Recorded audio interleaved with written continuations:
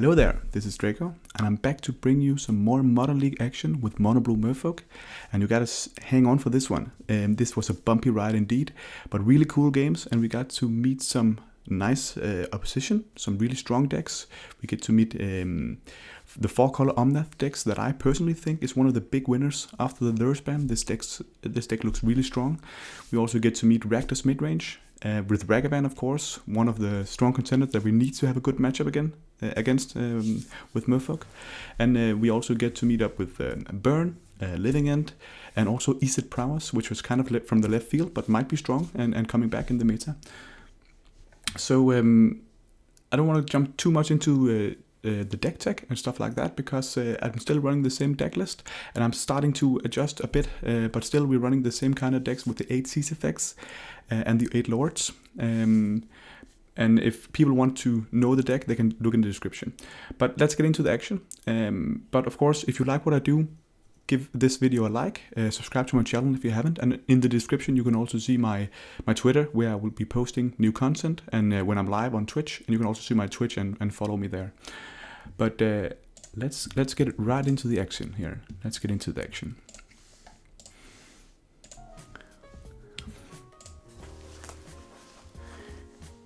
Interesting indeed. Here you can see the deck, it's just short. We are ready to go. Let's find our opponent. So the deck we're running, still running 2 Subtleties main deck, 2 Force Negations, and 2 Dismembers. And I think that split is decent, because then the Force Negation gives you some outs against certain amount of decks, and the Subtleties gives you out against other types. I think the Subtlety might be so strong at the moment that we should even bump up that number to have even more Subtleties.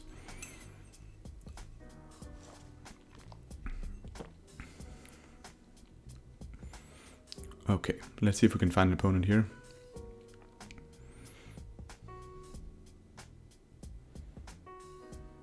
Yeah, match found. Perfect.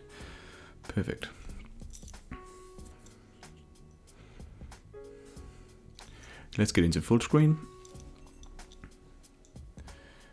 And we want the die roll. This is a bad hand. Not enough action.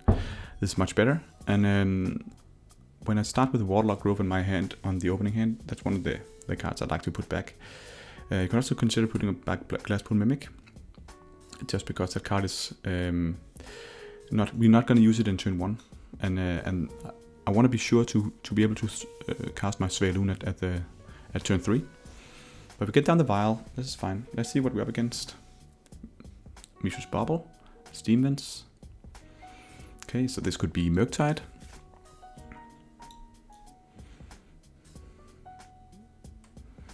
We draw a Master, this is perfect. This situation, I don't want to... I want to play down my Tideshaper at this moment. And maybe taking him off red could be good, but he has an Unholy Heat, so that's fine. Chase, you got it, bro. You got it. And Metamorphose. Now, okay, so it's not Murktide. What's going on? Are we up against Storm? Storm Wing Entity, okay. So this is the Prowess deck, the Izzet Prowess deck.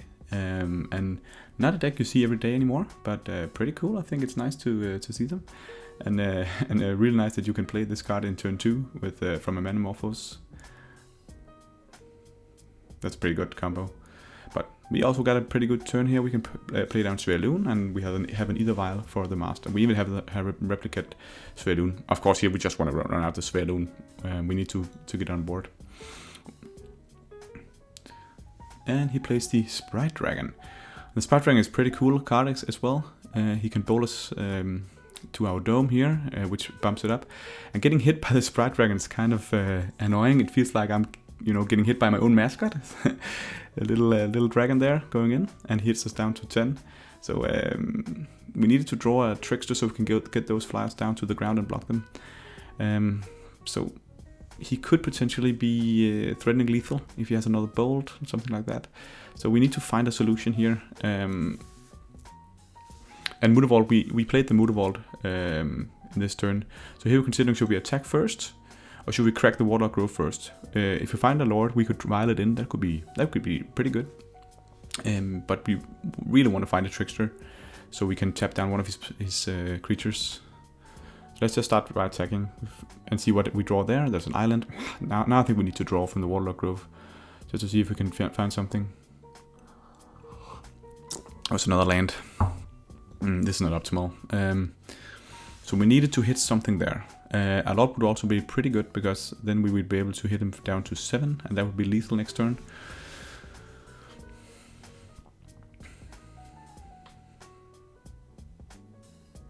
We are also lethal next turn here, but of course we're not. We're thinking that he might have it before us. So we place another Metamorphose, gets the Prowess engine up and running. So every time they play a non-creature spell here, the Storming Entity gets the Prowess trigger and gets to be bigger. The Sprite Dragon gets a permanent effect for this, so now he has 7 power on the air. Can he play 2 more spells? He can play an Underwood Breach. Now they are really big. We have no interaction, and he can play 1 more thing. So okay, you got it. Really good draw by him. He could play a turn 2 Storming Entity, turn 3 Sprite Dragon, and we had no interaction. And that's why actually also why this matchup is pretty difficult, because they have flyers and we don't have that much flyers. And we don't have that much removal, so he will be unhindered in his own game plan. So I think it's a pretty difficult matchup. Sideboarding, Brazen Burrow is good because it can bounce a Sprite Dragon. It can also block a flyer. Kira is good because they have a lot of removal. Solitaire is good because we just want to, if we can counter Storming Entity, and sometimes they also play like Bedlam Reveler, for example, where they need to exile a lot of cards to be able to play that card from the graveyard. So I think that's pretty good. We don't need a Trickster to do some work here. This hand is fine. We have a Mimic for the first play. We can do that in turn 1. Then we can chain some adapts together. That's pretty good. So get the Mimic down, and also Dismember is fine here. Dragon Rage Channel. I see a lot of these kind of decks coming back. Also Mono Red Prowess is a thing. And now he plays a Sprite Dragon. Okay. Yeah. At the moment it's just a 1/1, and he might not attack with the Dragon Rage Channeler. He shouldn't. We would block. Okay, but the Sprite Dragon, we can get that down to the ground. But I think the problem is that it might be so big that we can't even block it anyways. So I think it's better to see if we can get a Dismember into the Sprite Dragon at some point.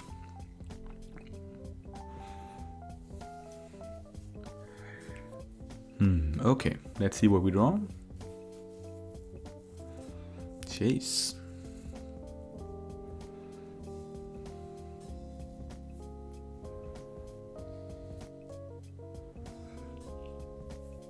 A Solitaire. Okay, that could be pretty decent.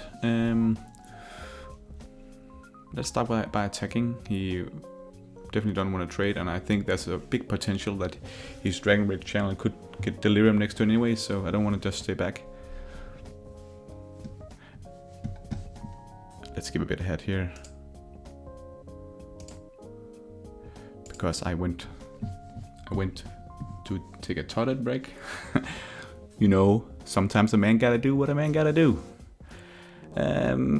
Okay, so let's just board out here and wait to do the ambush for next turn. We have the Dismember. I think that's the game plan, and then the Trickster can take off Dragon Rage Channeler later. Trickster is such a great card against Dragon Rage Channeler, because he will, when he attacks in as a 2/3, it'll be a 1/1 that we can block. So I just love that interaction, and so I don't really want to worry about the Dragon Rage Channeler. I'm more focused on the Sprite Dragon, because Sprite Dragons get counters, so we can't really deal that well with it from Trickster. So I think Dismember is the right solution for Sprite Dragon. So we want to make it sure we do it right here. We don't want to do it just in auto. We want to make him use a lot of, or waste a lot of spells. So he uses Metamorphose. Okay, he gets a counter. We need to be aware here. He gets 2 mana. We need to do it at the right time, so he can't get it big enough. But -5 is a lot. He uses Levitate on one of our edits.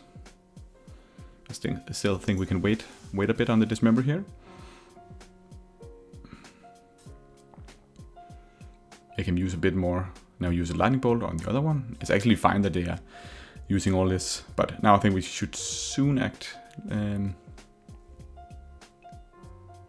Give him another surveil trigger for the Raging Man. And now he lever darts back, sacrifice a mountain, and now we use it. So we wanted to get him to sacrifice a mountain just to go all in with the lever darts. And this is where he uses Vapor Snack on his own creature. Okay. To save the spread dragon. I actually think that's absolutely fine for us. He used a lot of energy, getting that up to a 4/4 flyer, and now he used a Vapor Snag on it, and he can attack in for 1, which is not that interesting. Doesn't really matter. And next turn we got both Trickster up, or we can even go Subtlety. See, because we know he's probably gonna play that dragon pre-combat, right? Because it's hasted, so why not just maybe pass here with Subtlety? That could be a good play. Alternatively, you can Trickster or I use Trickster, but I think it's much better just to go with a Subtlety gameplay.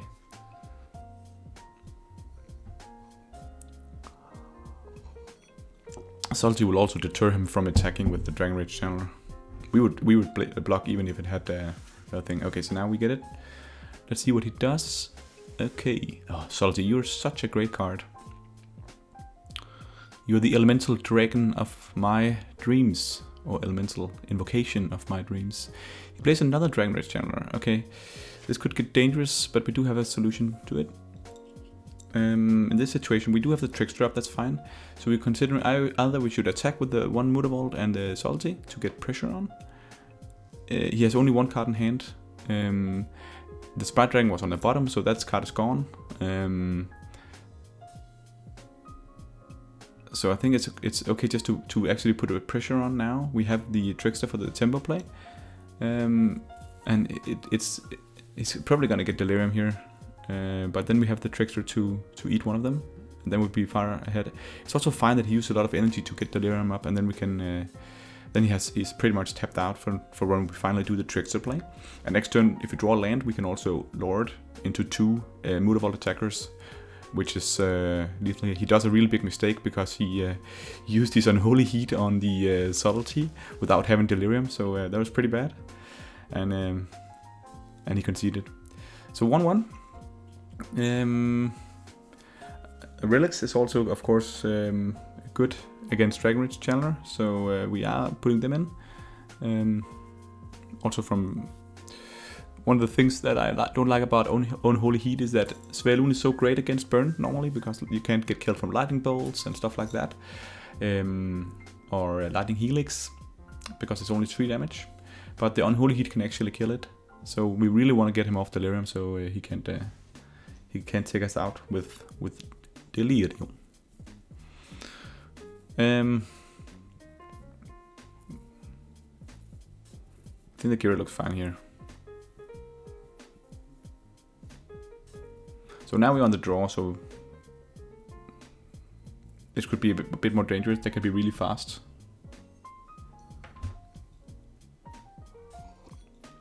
It's a decent hand. We have a Silvergate Adept. They play a Dragon Rage Channeler. Okay, should we salty this? I think it's fine to wait. Now we draw the Dismember. That could be just a fine play. We have no turn 1 play, so Dismember is actually as a potential play to do it.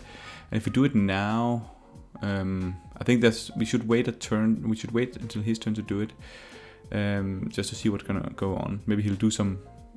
But okay, he plays 1 more. Yeah. Okay, maybe it's now we should actually do it. Yeah. Let's do it now. Then he doesn't get double Delirium or double Surveil. So we kill off the one he played in the first turn. And now he uses Light of the Stage. That's pretty crazy because he could play the Light of the Stage because we used Dismember in our turn. That's actually kind of unfortunate. If we did it in our turn, he wouldn't be able to do it. But it's pretty bad card to find. Lever Dart and Spitebluff Canal. But the Lever Darts, of course, means that playing the Silvergate Adept will be pretty bad, as he can then just Lever Dart it. So I think the better play is just to say, let's go for Brazen Borrower. If we play down the Lord, it'll just get killed right away. So we wanted to see if he uses a lot of cards here, plays a lot of spells to get Delirium up running, and we'll just bounce it with Brazen Borrower, just for the tempo. And then next turn we can do something differently. Okay, but he plays Monster Swiftspear here, and I don't. Monster Swiftspear is actually pretty good against us because it's typically difficult to block for a Merfolk, because it'll often be a 2/3 or even a 3/4. Also, you don't really want to subtlety it because he'll just come back right away. So good play by him, and he pushes in now. Luckily we have the tempo play where we can get the Dragon Reader's Channeler back, and now we need to be aware. What should we do here? He Lava Darts just to get the value from the Prowess, and then he plays. He needs to go to his second main phase, of course. Chase, you can play creature spells in your attack phase. Now he plays the Channeler, and here is where I think we should subtlety it, because next turn we will only have we will be playing a Silvergate Adept, a creature that blocks both of those creatures really, really poorly. And even though it's kind of, you know, not cool, not amazing to do it like this, I still think we should subtlety it here, just because we're getting too far behind. The alternative play would of course be to play down the Brazen Borrower to block it, but then he have Lava Dart in his graveyard, so he would also be able to take that off. So it's going pretty tough this game. Tidekeeper is okay, but we want to start with just playing down the Adept. And the Tidekeeper is naturally 2/2 because of the Steam Vent, so that's fine. And he plays a Dragon Rage Channeler that he left from top, so that's fine. And then he can Lava Dart the Adept. That's absolutely fine. We needed to get that card draw down. But now he also plays a Stormwing Entity. So now he's kind of overpowering us with creatures, and we can't really block profitably here. So we need to draw something here that could be good. Maybe a Trickster. Okay. But again, we are still... a Trickster is good because we can then take off the Rage Channeler, but we will still be getting hit by a Swiftspear and a Storming Entity and still be taking like 5 damage. So I think we also need to get the Adept down, hopefully to draw a blue source. That's the gamble you can go for here. But it's difficult. But I think we need to gamble. I think we're so far behind, we need to take the chance. And we do draw the blue source, so good situation now. Now we have 3 blockers, and we can tap down with Trickster. Or we can take the Dragon Rage Channel down to be a 1/1 with Trickster. Metamorphose, and look just how much value he get from the Dragon Rage Channel. It's such a good card.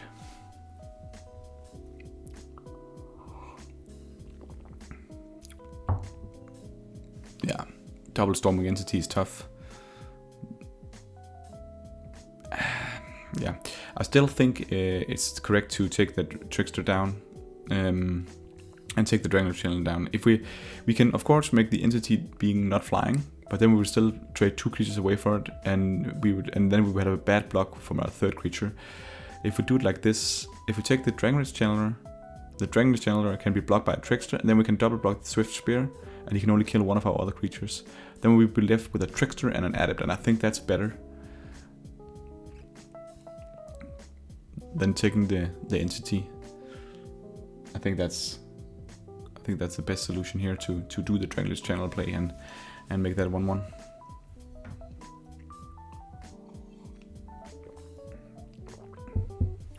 Now we can double block the Monster Swiftspear. We're still pretty far behind. We need to draw something here. And a Trickster again. Decent. Of course, we need to also put pressure on. I think the correct play here is we can tap down one of the creatures and letting him attack. No matter what we can do here, we can't block them both. So I think it's correct to use Trickster as a tempo play to tap it down, not to be able to block. And if we do that play, we need to be able to kill him in 2 turns. How do we kill him in 2 turns? We attack for 6 now with the Mutavault. He go down to 11, and with the Trickster down and the Lord next turn, we got 12 points of damage. So I actually like that play. Get him down to 11 and then 12 points of damage next turn. This means that he has 1 turn to kill us with 1 Stormwing Entity. He has 2 cards on hands. Of course, that could be really doable. An alternative play is to play Brazen Borrower and block one of them. But that's kind of the same, you know, effect. So I think it's better just to get him down to 11, take our chance, say, okay, please, man, don't have the perfect solution. So we of course do it in the upkeep. We don't want him to draw a counter spell, and also we always play the most magic in our upkeep. Get that trickster action on. So now just pray. He plays a bubble, so it's a 4/4. Yeah, and lightning bolt to the dome, and he got us. So well played by Chase. Close match. We would have had the unblockable 12 points of damage next turn, but I got a hand to him. He played it well. Let's get to the next match. Yeah, I don't know where the Prowess deck, Izzet Prowess, is at the moment in power ranking. They're doing a lot of good stuff, but of course I think they have some difficult matchups against the elementals like Solitude and Fury. I think there's a lot of powerful things you can also do. So I don't think necessarily that deck is gonna see a lot of play. But against us, it's a tough deck to beat because they can be faster than us, and also they have a lot of creatures that we have difficulty interacting with, as they're all flyers. And actually, there's not that many flyers going around in Modern. So, okay, Yorion and 80 cards. Okay, some value grinder here, Snow-Covered Forest, and Abundant Growth. Ooh, this deck. This is the 4-color Omnath Yorion value pile that has both Solitude and Furies and God knows what. We have a decent hand, and we got our Glasspool Mimic, Glasspool Shore play in turn 1 into our Adept. That's absolutely fine. And in this matchup, they can do some value engine stuff, so we need to be on the aggression side. Now they already got their mana sorted, so denying the mana is so difficult, because even as using a Tide Shaper or a Spreading Seas on the land that has a Abundant Growth on, it doesn't really do much, because it'll still be able to generate land of any color. So in this situation, it's really easy to just say, let's get the Adept down. Consideration is, of course, are you playing the Otavara, the Warlock Grove, or the Mutavault? Grove, I don't want to, because I don't want to take too much damage, but there could be a situation where we want to be able to play Double Lord at some point, and then we're not going to attack the Mutavault next turn, so let's just play the Otavara as a land here. And we get a lot of Adepts. I always love chaining Adepts, so they just play a land. We attack in. This situation is interesting, as they have the Icefang Quaddle. And of course, if we were to play the Lord before attacking, we would have, unblockable. So here it's actually a consideration, should we Trickster this one down? Because if you do that, he won't be able to trade with the Adept, and then we would have unblockable next turn. Then the Icefang Quaddle will be pretty irrelevant, and we will be able to hit in for 6 with the Trickster and the Adept next turn. But so I like that play to get it down here.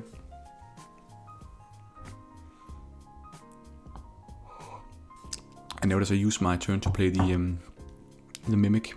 This could be a discussed play, but then we can Double Lord next turn if we need to. Okay, the old Took. I played against you before, sir. He takes Yorion in hand, which is something we like to see, but there's probably something going on here. Okay, so we draw the second Otavara. Don't play that as a land, please. Then it would be really bad. So instead we just play out the Adept, show we have a Master. See what we draw. Svelun is good.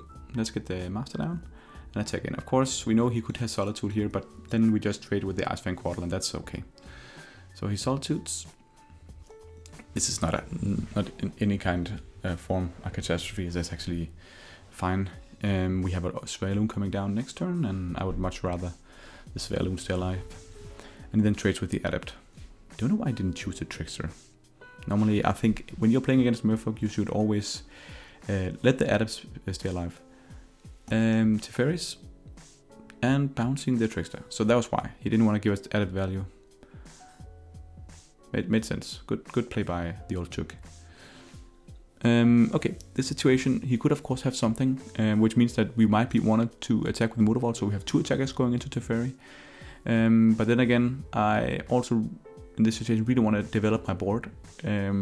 and playing Svalun, and maybe even holding up like something like a Trickster. And in that case, if you don't want to attack with Mutavault, we should just get this Svalun down first. Nah, we should attack first, because otherwise he will just use this Solitude or removal spell. This is a discussion point, of course, but let's play it down. Then we have Ward 1 on Silvical Adept. And he has a counter spell. Okay. Yeah, that's fine. We have one more. And now he's tapped out. So now we know we can kill the Teferi. And now our Trickster is also alive at some point. But in this situation, let's just play down the Adept. And we show him the Trickster because he bounced the Trickster. So he knows that it's coming. And he uses Spring Seas as a Mutavault. This is good play. I like it. I like it. Getting those Mutavaults out there, they're really good. And he takes out our Warlock Grove as well. But yeah, that deck can do more powerful things than playing Spring Seas. So I'm not sad about that. We draw a land, which is not exciting, but we do have a lot of action. We do have a lot of action in hand. Considering to play the Lord first, I think that makes a lot of sense, as we have 2 attackers. And then he doesn't do anything. That's great. Let's get the Svalun down. Normally the 4-color Omnath decks, they don't run mass removal. So let's see what he can do here. He concedes. Okay, good play, good play. We up 1-0 against the best deck in the universe. Can't complain. The Dismembers is not exciting. Maybe they are. They can kill off the Omnath. I'm actually quite unsure about that. Maybe we should keep them in, but Kira's is great. Solstice is of course great. They run 7 or 8 of these Elemental Fury and Solitude. Legations could be good. We are on the draw, which means that this count spells is a bit slow. Spreading Seas is of course good against the greedy mana base, but he just has abundant growth and so many effects, which means that it's hard to strangle him on mana.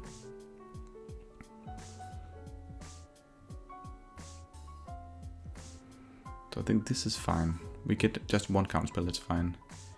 We get the Kira in, we get the Salt in, we get the Brazen Borrow in. Brazen Borrow is decent.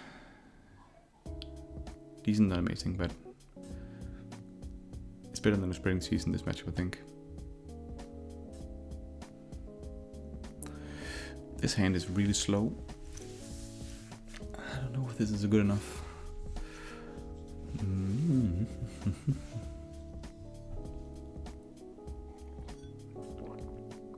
Yeah, we mulligan it. This is much better. So considering putting back either a land or an Adept, I think it's fine just to put down a land, because the Adept will make us draw a land potentially. And if we're putting down a land, we can either put down Otavara, because then we have 1 more Otavara we could draw as a land, but I think it's better to put down the island in the case we flood out here and we want to have the Otavara as a bounce effect. Otavara is also good against Teferi. Draw a Mutavault. I think that's a good situation for us. And notice these snow lands. It's because they need a critical mass of snow lands.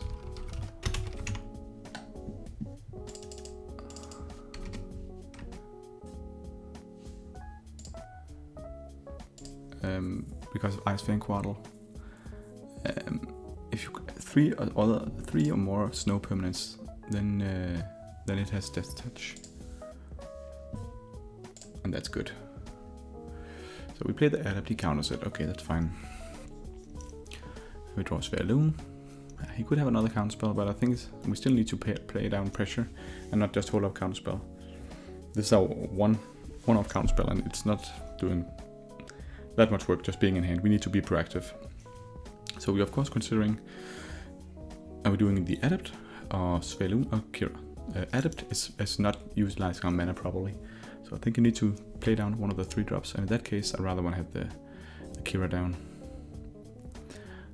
The big bubble. Kira, the Great Glass Bubble. And interesting that he didn't want to counter Kira, which actually gives us some incentive about what he's doing. Why didn't he want to counter that? Maybe he has a good effect on it. And now you can see he has 3 Snow Corbed permanents and he uses the Spring Seas, holding up mana for Icefang Quartel, and this is where it looks like he could have an ambush on us.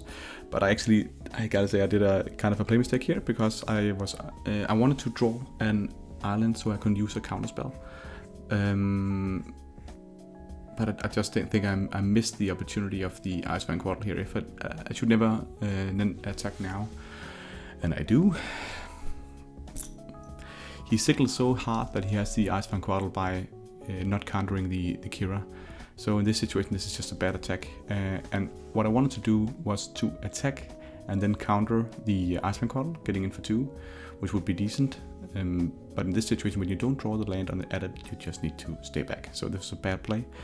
Hopefully it won't bite us too hard, because the Kira is of course really good here. So bad play. But we can still board out pretty decently. We get the adept down. And now we can draw play a Lord and hit down for 3, so it goes to 15, and the board is looking decent. We have a Motor Wall as well. And what is he doing? What does he do? What is this? What can it be? A March on the Lord. This is fine. So we still have him down for 2. On to 16.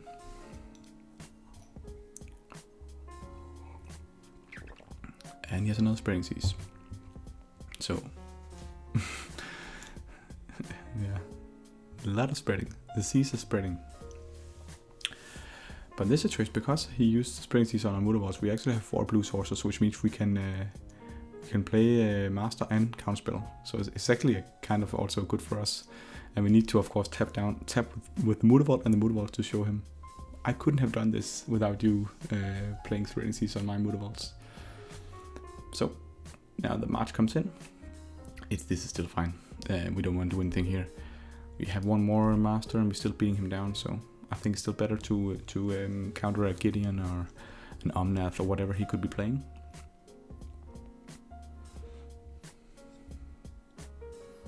It's good to have a counterspell at this moment, but he just plays a land and spending in his adept, which is, again, you don't really want to use a counterspell for this, so we ignore this. When we draw a land, we can have Svaelun and now he puts Yoring in hand, but then we can have Svaelun and a counterspell backup. But Trickster is fine. This is actually good. This means that we can play the Master and then hold up a counterspell, and if he doesn't use anything, we can then play the Trickster. And now he goes down to 8, which is getting dangerous for him. So actually we're doing it. We're kind of doing it. Against these 4-color value piles here. He plays the Yorin, and of course we knew that was coming, and we had the answer all along. Maybe he has a counterspell. He did not. So this is looking good.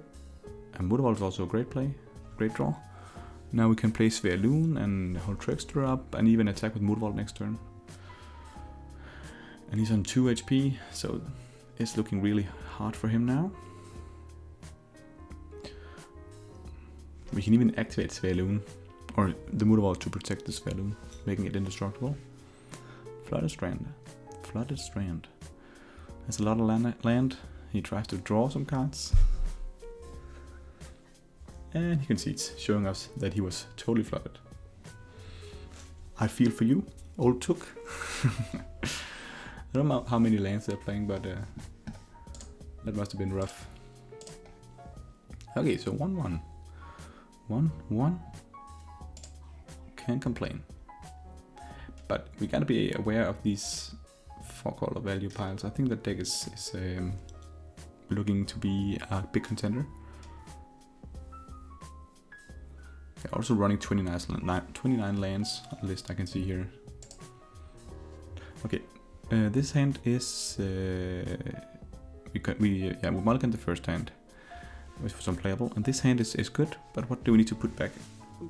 In the dark, we may want to keep the force, because what if it's something that we can't really beat, and then we can just take down the Glasspool Mimic. I think many people would maybe argue for the force negation to put that back, but I think in the dark sometimes when you're playing against something unfair, force could be your win con. Okay, Belfi. Belfie. And Belfie, he keeps his hand on 6 cards. We use either vial. I know the adept needs to draw us out of this. We have Botanical Sanctum. Okay, so this immediately looks like it could be a Cascade deck. And drawing Spring Seas means that I actually rather want to use that if it's exactly like a Cascade deck. This also means that the Ether Vial has something to do next turn. Because maybe we can hold him off green for our Shardless Agent. And he cycles the Striped River Winder. So this is Living End. Living End. I'm a big fan of the original Living Death card from Tempest. So I think it's pretty nice that an effect like that is relevant in Modern. Okay, Drew Otavara, yeah, not great. Let's see what we can find from the Adept. And an island, that's good. Then we can play Sverloon and hold up Force mana. I think that's the right play to do here. And we need to be able to force something, because in his turn he could use Shardless Agent. He has both blue and green, so that could be a relevant play for him.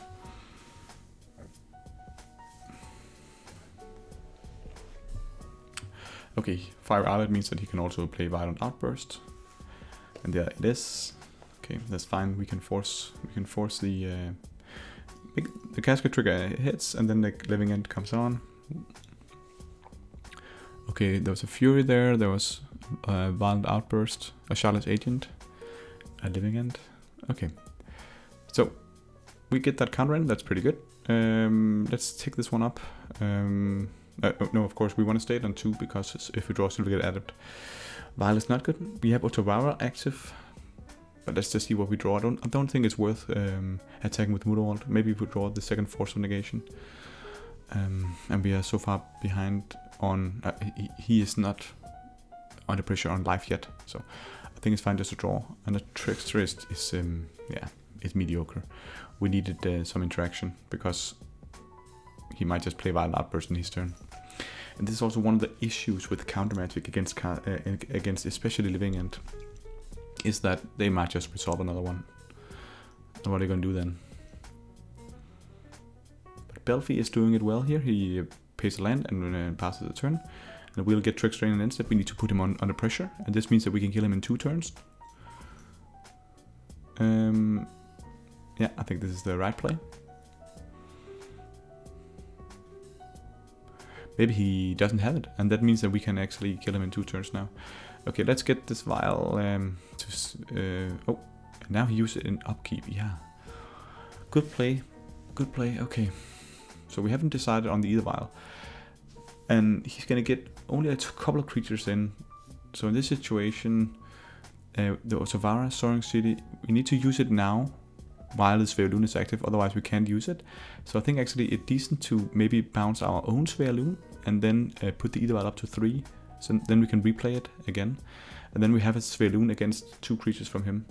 And if we are lucky enough to draw a couple of Merfolks, then we can get a Indestructible engine up and running. So actually I think this is pretty good, even though he just resolved a Living End.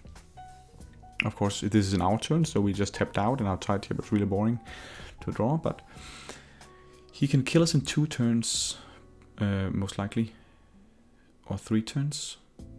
They of course don't have the Violent Outburst, so it's 3 turns, which is pretty nice. And we can get our Sverloon down now, so I think it's the right play to bounce our own Sverloon. We couldn't even bounce one of his creatures without drawing a land there. And we didn't, so that was pretty good. We didn't do that. And now we can violin Sverloon. I think it's interesting that he attacked with the Rewinder, even though he knew that we had the Sverloon. Now I don't think there's any reason to have it on 3 anymore.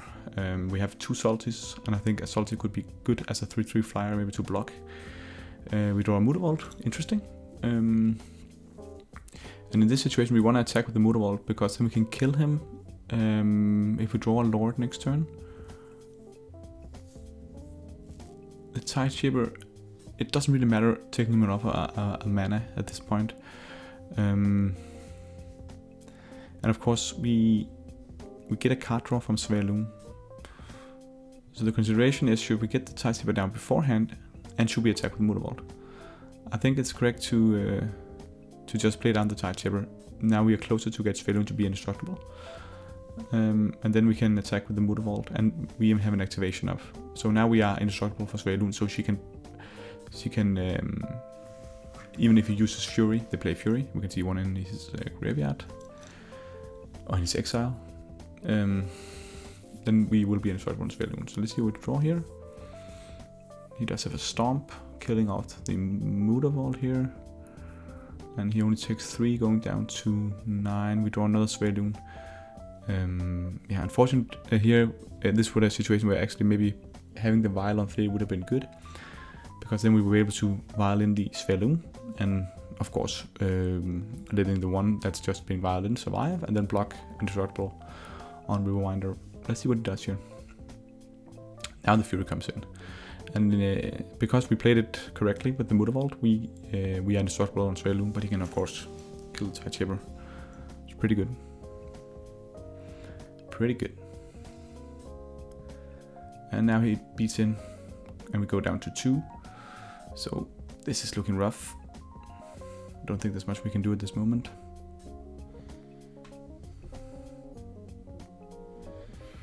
And the Vial, so we just need to attack in and hopefully we draw something good. And we don't. So this situation, actually, the Waterlog Grove is interesting because cracking the Waterlog Grove will make us have a draw to get a Trickster. But I don't think that's enough. You need the subtlety to jump and then to jump with Mutavault, and that would be just so bad anyway. So I think we're pretty gone here. But we might just as well play it out. Let's crack this one. And it's a Waterlog Grove. Okay, so he's up 1-0. Sideboarding against them is just a lot of counter magic. This Mirrors is useless. Salties is good against the Fury. I don't like Kira's. I don't like, of course, Skydivers doesn't do anything.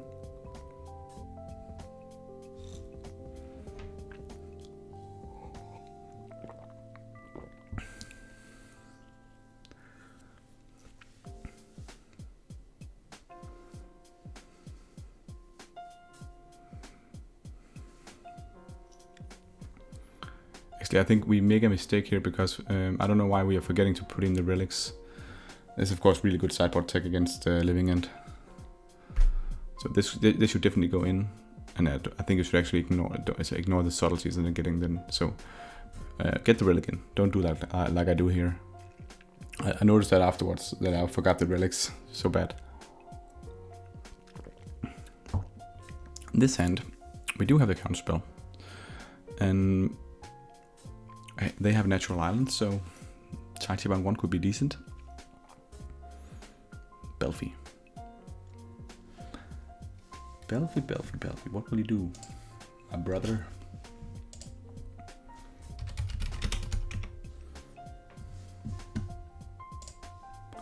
He plays Calling Turn, so it's still a 1-1. Good play.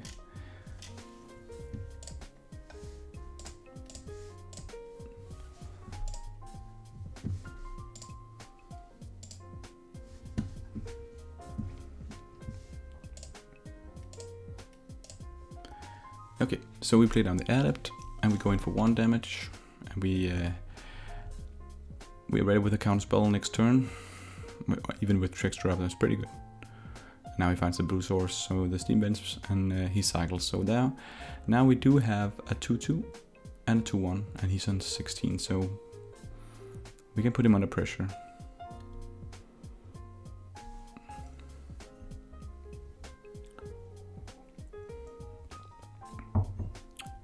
I think Relic is a great answer against them.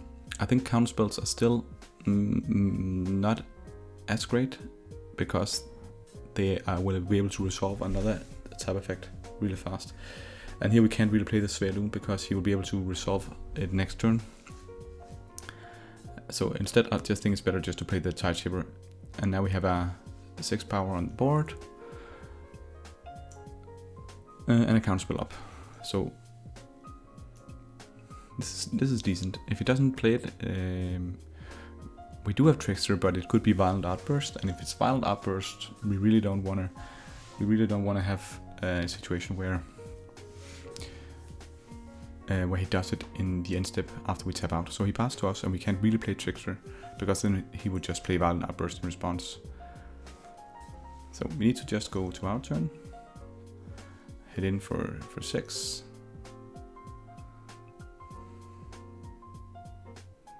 Now he goes for the Violent Outburst.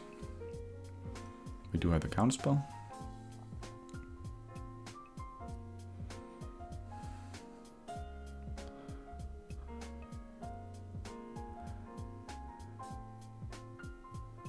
Yeah, okay, so that resolves, and he's on 4. But now we are in a situation where we are all in. He can't do anything more, and he has 1 more. So that's unfortunate, and the subtleties look bad here. I think instead of the subtleties, you just say, okay, Fury doesn't really matter, and have the relics instead. But he is on 4, and these creatures won't be able to kill us next turn. So we do have 1 shot here. And I think the right play is just to get down the Svalun and hope to draw a Lord, and then he can't really have anything. I don't think there's much other things that could be good. We have Trickster, but Trickstering down won't really matter. Then we could go down to 10, then we need to do it next turn.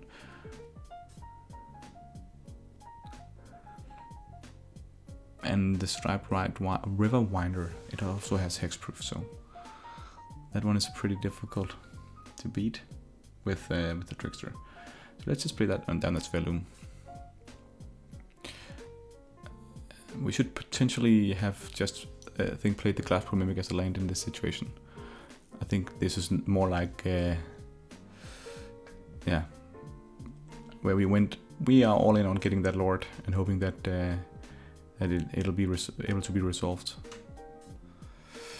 And we do draw the Lord. Okay, interesting. Of course, we're gonna play it off the cabin because he could have Mystical Dispute. And now we have a unblockable lethal threat. Hopefully he doesn't have anything.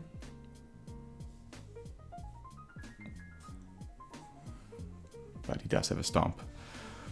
And that is the end of it. Then we can't really do much. Then he can just block it and eat it with the Rewinder. And we are 1-2. We are 1-2. Okay, but let's get into the third round. Unfortunate here. I think that what I've been working a bit on is getting looking into getting something like the relics back in there, and the chalice.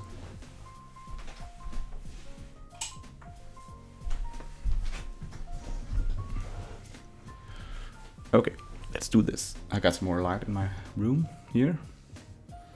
My office. My gentleman's office. Okay, against Ryan from 92. Good hand. 92 was a great year. The Danish soccer team. They won the Euro Cup. Thank you, Ryan, for reminding me of that. And we see a Bloodstained Mire into a Blood Crypt and into a Dragon's Channeler. So this looks like something like Grixis Shadow or Rakdos Midrange or something like that. In this situation, I think it's fine to just use Spreading Seas to get them off the mana. Taking 1 damage is really not a problem. And he uses Street Wraith, so it is actually Grixis, or it's Death Shadow, Rakdos with range. And I noticed that they've been running back the Street Wraith. I think it's interesting. But it's actually Unit. Wow. And he beats us down for 1. Okay, so Unit, we do have Trickster for Tarmogoyf, and we do have Trickster for Dragon's Channeler. So I actually like this. Ooh, Chachi, interesting draw, because now we can also take him off his green mana. I know we'll be taking some damage, but actually it's pretty good. Imagine that he has no more lands at this point, I know that's a stretch, but again, it's really strong, and we can even protect the Tidechipper with Force Negation, and the Tidechipper can also block his Dragon Rage Channeler, and then he will be taking 2 or 3 or 4 damage or something from Tarmogoyf. But potentially taking him off his mana is so strong. So I think it's a consideration to go Tidechipper play. Alternative could be to play the Adept and then play the Tidechipper as a 2/2. That could also be a good play. I think that might be better.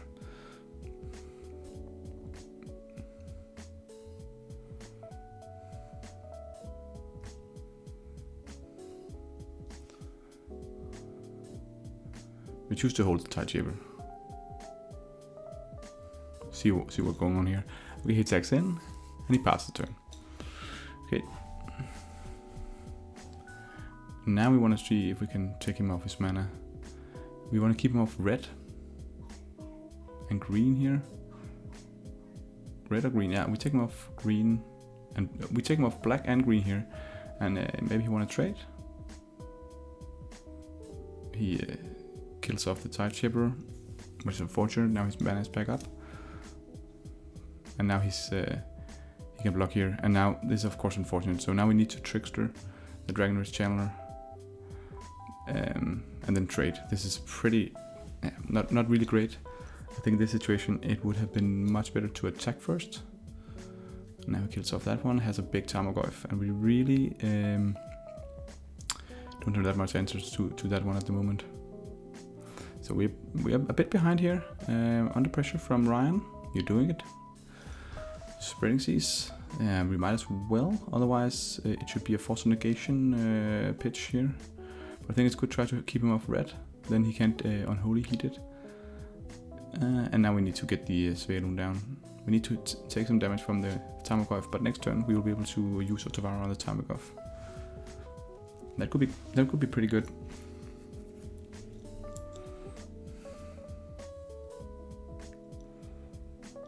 So he attacks in, we go down to 6, it's decent. Yes, he's off red mana now. So we managed to stall him a bit out here. And now we need to draw, see if we can find something. We do find another land, so it's not exciting. But we do have the Otavara and a Force Negation, and we can do both because we have Svelun down as legend. He just cycles Street Wraith, and he can start playing the Death Shadows. So now he chooses to stay back. Interesting line. He's also on 8, so I think he's getting worried. And he concedes, so we got it. I think it was he was getting frustrated with having no red mana.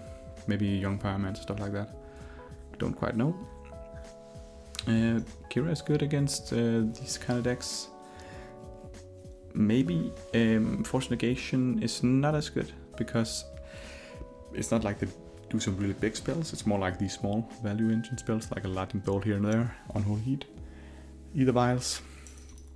We want to get the relics in because it's also really good against Tarmogoyf and Dragon Rage Channeler. But Ether Vials will take a couple of those out. Maybe just take one Spreading Seas out. Considering here on the play, on the draw, I don't like Counterspell in this matchup. The creature is also too low to the ground. Okay. I actually think this is a fine hand. We have the Mimic on 1, and then we can go into the Adept. And he plays a Nurturing Peatland into a Thoughtseize. Exactly, the Thoughtseize is why we don't want to have maximum amount of Ether Vials. Let's say we keep a hand where the Ether Vial was crucial, and he could take off the Ether Vial, or he could be, or a hand where we have an Ether Vial and only one 2-drop. Then he can take the 2-drop, and then there'll be so long until the Ether Vial will be relevant. When it's an attrition-based game, it's all about the math. And the amount of cards you use. Okay. But well played by him to take the Glasspool Mimic actually. Ryan is intelligent here, and this also means that we are stuck on lands. But he's also kind of stuck, but now he finds the Nurturing Peatland.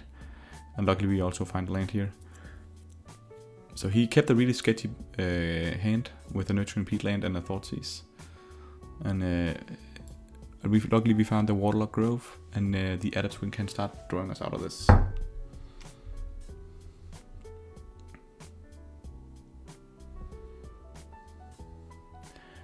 And no red mana, so his draw is looking horrible.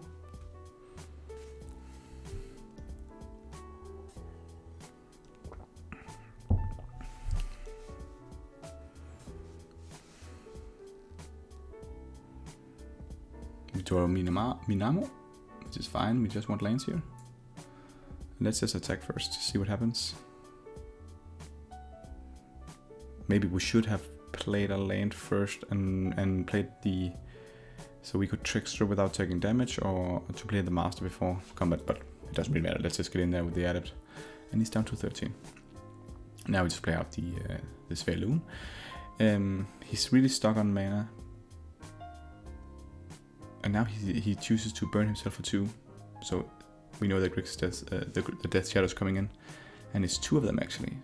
So that's what he was all in for. But we also have some tricks up our sleeves. Literally tricks. Merfolk tricksters. So I think the correct play here, we could do a couple of different things. We could attack in and blocking them, but then they could potentially attack us for a lot. And I don't know if they're using Teemo Battle Rage, where they can double their power, which could be potentially killing us off here with a double strike. So instead, I rather want to pass. We just want to get them tapped down, and we pass and we trickster in upkeep, double trickster. He's on 7, so I don't see a world where he can come back from this. He needs to have a lot of removal spells, and he has no red mana, so I think this is looking good. He can play 1 more, but we have a situation with a lot of lethal creatures, and we have a Otawara. Great draw. Great draw with Otawara, so we can bounce the Death Shadow and get in for 9 here, and then he needs to have 2 removal spells. Just considering, is there anything we are missing here? Is there anything we're missing?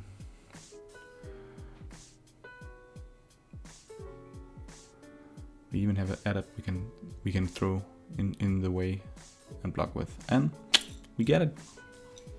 Off to the last match. The last match, and with 2-2, let's get a winning record. Even though it's a bit of a bumpy ride until now. Let's see if we can end it strong here. We did win the die roll with a hand with an Ether Vial. And great hand.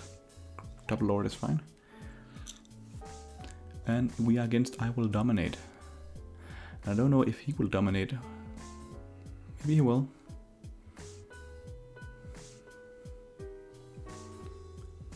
That little doggy doesn't look like it. It's so dominant. But he plays a mountain into a Monastery Swiftspear. I like that full art mountain. That's pretty cool. But he gets us for 1 with the Monastery Swiftspear. So this could be Burn or Prowess. Probably it's Burn, but let's just take him off the mountain. I think that's decent to do in this situation. And I want to skip ahead because I had something I need to help with, so let's just...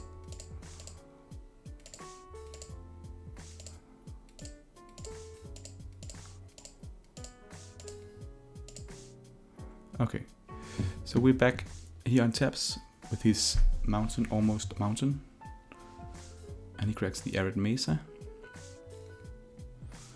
into a Sacred Foundry and bolts the Tide Shaper, getting in for 2. Pretty good play by him. But we can double Lord next turn, which is pretty strong. Consider the natural play would be to either vial in the Lord and then copy it with Glassblow Mimic.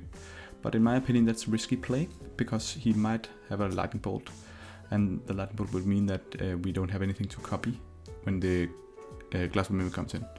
So I think it's too risky to throw in the Glassblow Mimic at this moment. And then what do? Do we just block with Mutavault and throw in a Master? The problem is 1 removal spell. He would kill the Master, and the Mutavault would shrink to a 2/2, and the Monster Switch would be a 2/3. So the math is also wrong on there. So I think we just need to double Lord, and then we can consider do we want to block or no. But double Lording could be good. I think that's a correct play.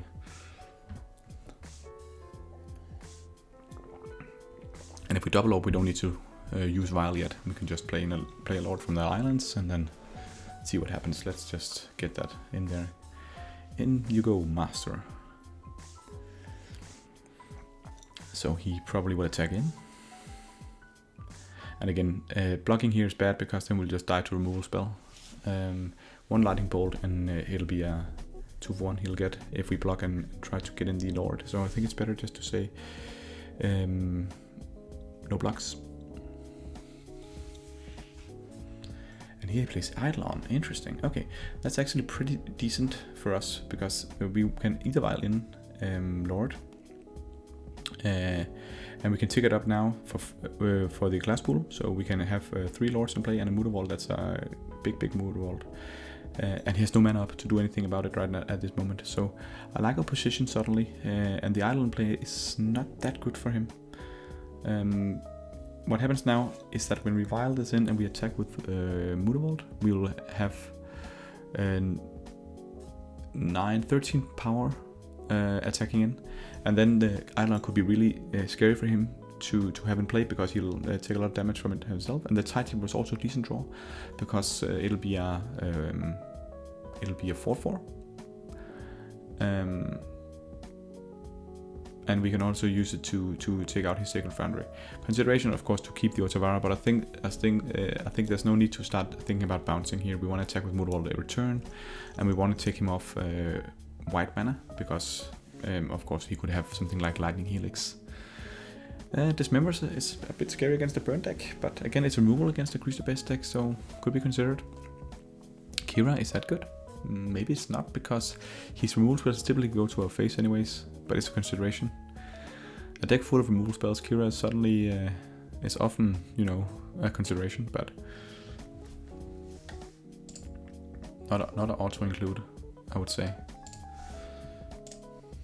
Not an auto-include.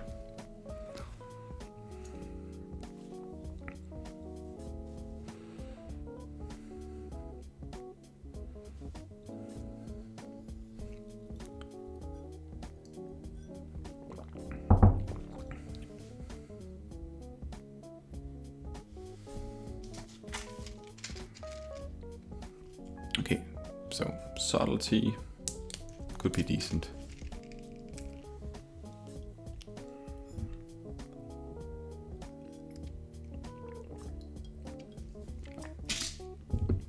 Okay, this hand, okay. Is that good? I don't think it is.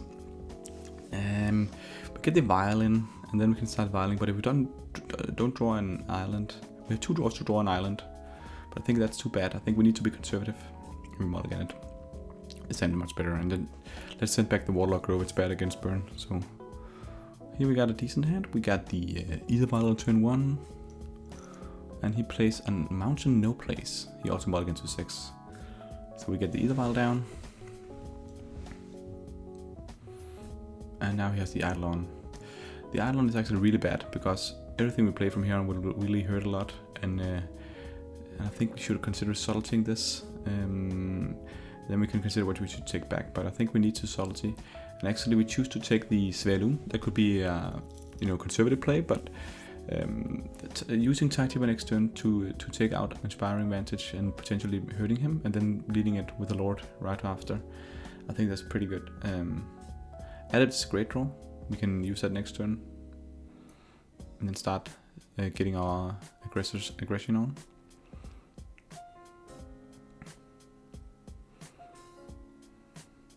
He corrects his Arid Mesa. Pop. And he uses Searing Blaze. Pretty good play. Searing Blaze is such a great card. And he levels back. By the way, the Eidolon went to the bottom, I think. So it was almost like we just used a Solitude on it without him giving life. So it was perfect. And the Vial should go up so we can start getting value from it.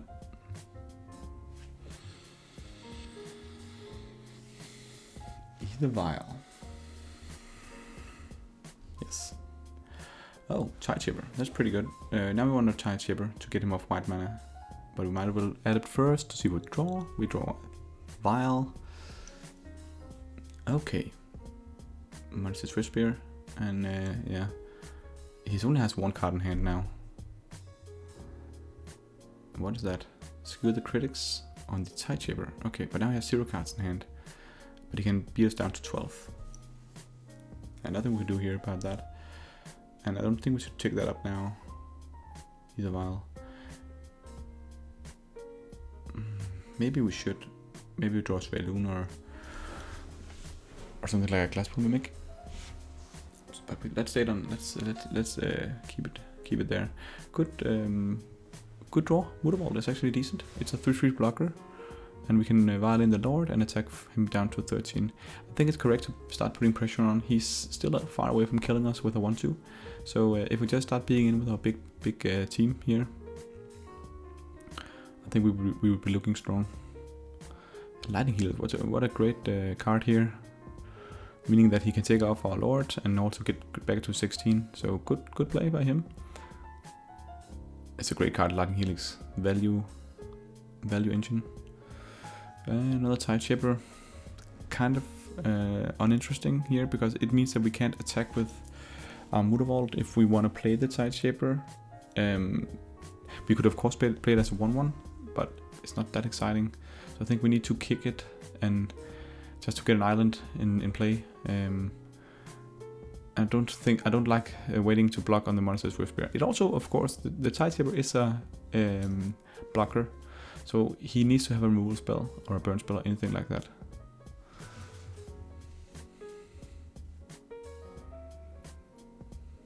But what does he do? What will you do, Mr. Dominate? Will you dominate? Okay, so he's on 14, we are on 10. And he just passed the turn, so this is great for us. We can take up the vials. Now since we have 2, it's great.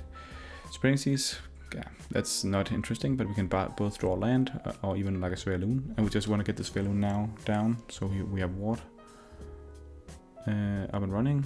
And I don't think we should attack with other creatures, then maybe just the Tideshaper is fine, because if he needs to use a removal spell to block. And he has an Eidolon. Okay, Eidolon. Yeah, but we are on 10, so I don't feel the Eidolon anymore. We can put so much pressure on him now, and there's no need to tick these guys up. I think a 1 and 2 is great. You could consider the vial on 3 to go down up to 4, but I think it should just stay on 3. We have, of course, Subtlety, but okay.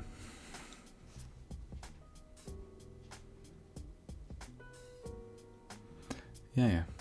I think there's no need to attack with other creatures than this Svaloon. Could draw the Master. I don't think we should use it yet. I think we should use it in his turn instead.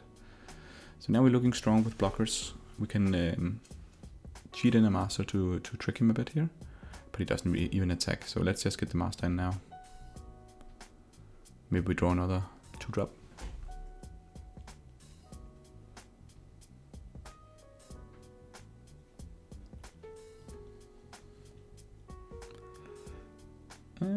Yeah. I think there's no need to change anything here. Let's just keep them on 2 and 3, that's fine. Let's see what we draw here. Spreading Seas, okay. It'll burn us for 3, but I think it's fine just to get the knowledge of maybe a Master or something. Okay, we do a Trickster, that's pretty interesting. So we have that in a backup. I like that knowledge to have that, and then we just attack him with team. And now it looks bad for him. And he concedes. So we managed to get turn things around and get a winning last game, and then there's a 3-2. But I do believe that we have some issues against the Cascade decks, in particular Living End. I know that the Relics is good against them, but counterspells is kind of flunky. And actually, what I'm considering to do and starting to doing a bit is to see if we can get to fix in the Chalice of the Void in the sideboard. Simply because a Chalice for 0 will be like a recursive counter magic against his Living End effect. So that could be a consideration. But this was another run. Remember, if you like what I do here, like the video, subscribe to my YouTube channel, and also I have a Twitter and the Twitch that you can also follow. I got some ideas. Some people are posting ideas to me, and one of the ideas that I found really interesting was doing a Merfolk primer, where I try to go through how should you actually, how do I play the deck, how do I think about each card, and how do I see them. And I think that's a great idea. If you think that's a good thing to have some sort of Merfolk primer, let me know in the comment section, and I will definitely start working on making a thorough walkthrough of each cards and small tricks I noticed along the way when I play. So let me know if that could be interesting. Otherwise, I'll put in a link to my latest Modern League if you want to watch some more. That was a great one we had. So check that out, and see you next time.